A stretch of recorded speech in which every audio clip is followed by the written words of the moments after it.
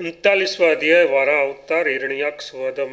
मार्कंड जी कहते हैं, नरेश्वर, इसके बाद में भगवान विष्णु के वाराह नामक पावन अवतार का वर्णन करूंगा। तुम एकाग्र चित्त होकर सुनो।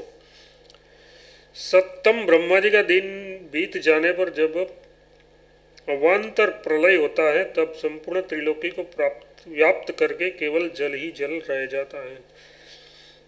राजेंद्र, उस समय त्रिभुवन में जो भी प्राणी है उन सबका ग्रास करके ब्रह्म स्वर्व जगदीश्वर भगवान विष्णु ने एक कारण जल के भीतर सहस्त्रों फणों से सुशोभित शेषनाग की सैया पर सहस्त्र युगों तक चलने वाली रात्रि में शयन करते हैं। पूर्व काल में कश्यप जी से दिति के पुत्र रूप में हिरण्याक्ष नामक महान दैत्य उत्पन्न हुआ था। ऐसी बात हमने सुनी है। वह महान बलवान और पराक्रमी था। वह दैत्य पाताल में निवास करता था और स्वर्ग के देवताओं पर आक्रमण करके उनकी पुरी पर गहरा डाल देता था। इतना ही नहीं, वह पृथ्वी पर यज्ञ करने वाले मनुष्यों का भी अपकार करने के लिए सदा प्रयत्नशील रहता था। एक बार उसने सोचा, मत्स्यलोक में रहने वाले पुरुष पृथ्वी पर रहकर देवताओं का यजन करेंगे, इससे उसका बल, वीर्य और तेज बढ़ जाएगा। ये सोचकर महान असुर हिरण्याक्ष ने ब्रह्मा जी द्वारा सृष्टि रचना की जाने पर उसे धारण करने के लिए भूमि की जो धारणा शक्ति थी उसे लेकर जल के भीतर रसातल में चला दिया। धारणा शक्ति से रहित होकर ये पृथ्वी भी रसातल में ही चली गई। योग निद्रा का अंत होने पर वो जब परम सर्वात्मा श्रीहरि ने विचार किया कि पृथ्वी कहाँ है, तब उन्होंने योग बल से यह जान लिया कि वह रसातल को चली गई है। नराधिप तब उन्होंने वेदमय लंबा चौड़ा दिव्य वराह शरीर धारण किया, जिनके चारों वेद ही चरण थे। यूप मतलब पशु बंधन के लिए बना हुआ काष्ठस्तंभ ही दाढ़ था और चित्त मतलब सैन्य चित्त आदि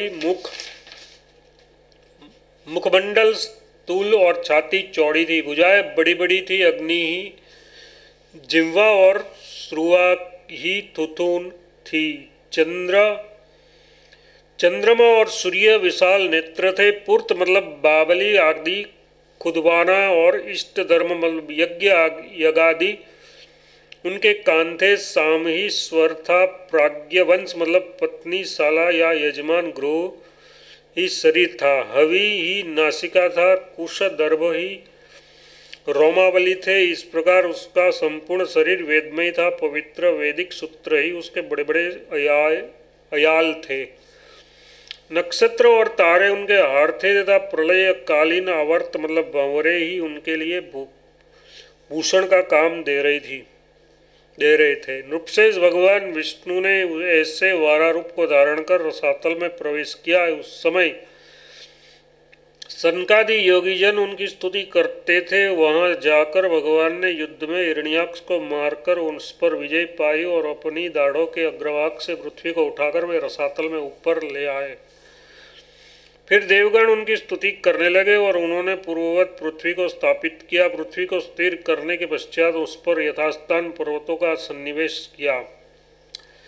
तदनंतर वैष्णवों के हित के लिए कोकामुख तीर्थ में वारारूप का त्याग किया। वह वारा क्षेत्र उत्तम एवं गुप्त तीर्थ है। फिर ब्रह्मा जी का रूप धारण कर उन्होंने सृष्टि रचना की। इस प्रकार भगवान विष्णु युग युग में अवतार लेकर संपूर्ण जगत की रक्षा करते हैं। फिर वे जनार्दन रुद्र रूप धारण कर अंत काल में समस्त लोक का संहार करते हैं। जो मनुष्य वेदांत वेद भगवान विष्णु की इस कथा को श्रवण करता है, वह भगवान यज्ञ मूर्ति में अपनी सुदृढ़ बुद्धि लगाकर समस्त पापों से मुक्त हो उस भगवान हरि को ही प्राप्त करता है। इस प्रकार श्री नृसिंह पुराण में वाराह अवतार नामक 39वां अध्याय पूरा हुआ।